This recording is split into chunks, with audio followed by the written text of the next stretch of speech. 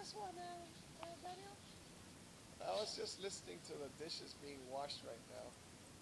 And before that, I had heard my friend, she told me that she was very sleepy because of this get up and go at daylight saving time in the spring forward. Spring forward. So it's March something. And here I am. I'm still enjoying my bedtime. But she said she wanted to rest, and she already took the kids to school. Bless you. Ah! That's my cat going for her chair again. Uh, but yet, all right, to you women out there, slow down. I know some of you are very, very like me, all right, very laid back. But some of you are go, go, go, go and do everything and take care of your body. I exercised yesterday. But what I mean about take care of your body is if you're sleepy, don't go out there driving around. Take a break. You got a mountain of clothes on your bed. I could go take pictures. If you got a mountain of clothes on your bed, get the kids to help. Children are they able to help out? Yes. Yes, children are able to help out. Uh, they can put away their socks, underwear, and t-shirts and stuff. You know, why not? And when I know I've been cleaning the bathroom since I was about 8 years old because my mom was, oh, all right, this is what they call them, dictator. She used to be very firm. I used to call them drill sergeants. I went out with some girls that were, were drill sergeants. Uh, what happened? What happened? What happened? Well, the drill sergeants, they told me where to take the car, pick me up at this hour. I mean, in my life, I did like it somewhat.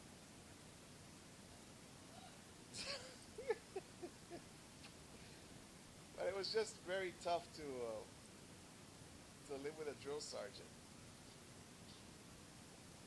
Not that I lived with them. I mean, I was just going on dates with them, and so that didn't work out. Oh well, I gotta go. Someone's coming. Bless you.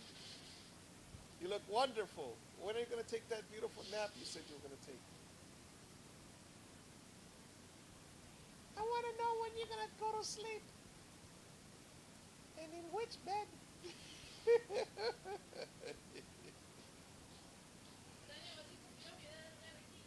Yeah, I'll help out.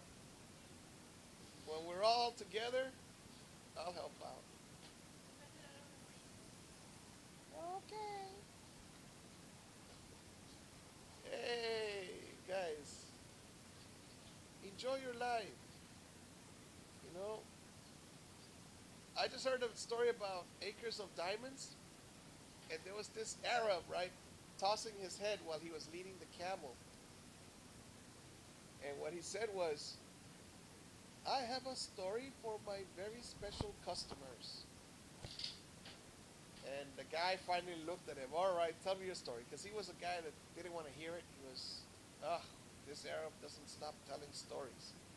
But in Acres of Diamonds, he talks about a character that dies in the first chapter. But this main character, he was very rich. And he had lots of land. But then one day, lots of cattle, lots of camels, lots of everything, sheep.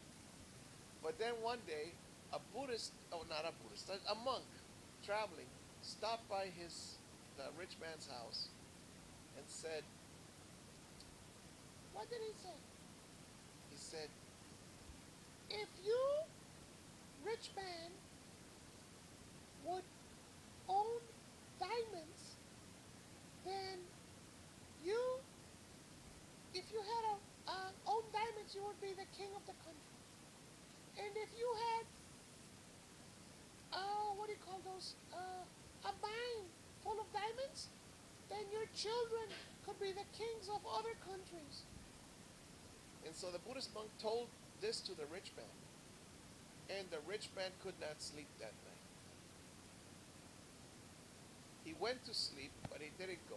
He didn't fall asleep. He was thinking all night how poor I am. I am not a rich man. I thought all these years I was very rich, and he was. But in the story it says he went to sleep a poor man. Not because he lost all of the wealth he had, but because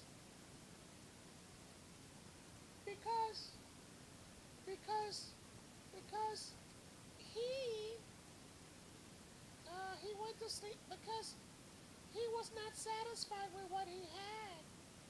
He was very sad. He was not satisfied. And so he goes out, he sells everything, and he goes on a journey. And then at the end of that journey, finally he gets to Spain, and he's at the front of the ocean, and he commits suicide. He throws himself wherever the water. You know how water goes away and then it comes back? The tides. And so somehow I think that's how he did it. And I've seen the tides. It is a scary thing. You see dry land, and you see fish flopping around, and you see the natives, people that live in that area. Not in Spain. I went to another country, in Panama, and people are walking around with a basket just picking up the fish.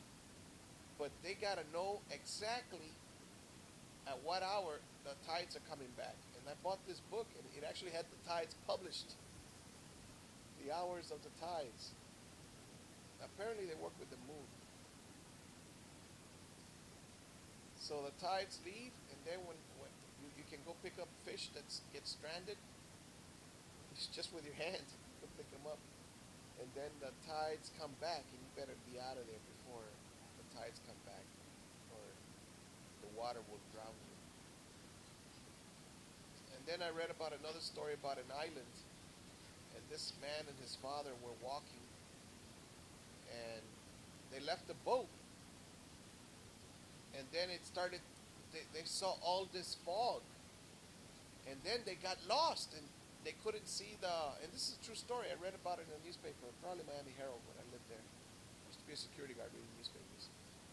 And so they called 911, and they said, help, help.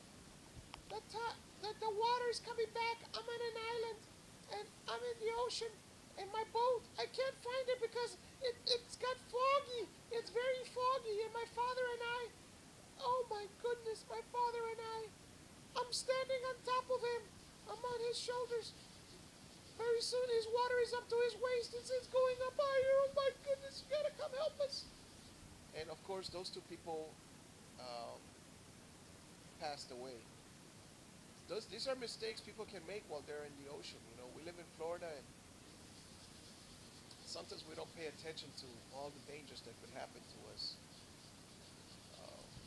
Another story, and the third one, was about this uncle that took his two nephew and niece on a boat ride. And then he fell off, right? He was not wearing a jacket. I don't believe he was wearing a jacket, but the kids, they could not see because they were not tall enough, 9 years old and stuff. They could not see, so like one of them had to steer the boat just to keep an eye on the uncle. And the other one, one of them had to stand on the deck up high just to tell the driver, okay, I'll stand up high, and you steer whichever way I tell you, wherever their uncle is. Because, you know, the current and the boat, even though it's just, the boat is just, I'm laughing because the cat's just running all over. The boat was floating away, right? Or maybe it was the man floating away, I don't know. And so they called 911, and then the rescue, marine rescue, they were able to get the man before a shark or the water got him. And so this is just important. Never let your children go out with never let your children go out with just a man. Send a woman and a man, and then the children have a better chance of surviving. Yeah, it's true. I think you need a partner. You could be two men, but not not doing their own thing. They could be uh, both of them taking care of the children. That is the only thing. All right. Supervise your children. Bye.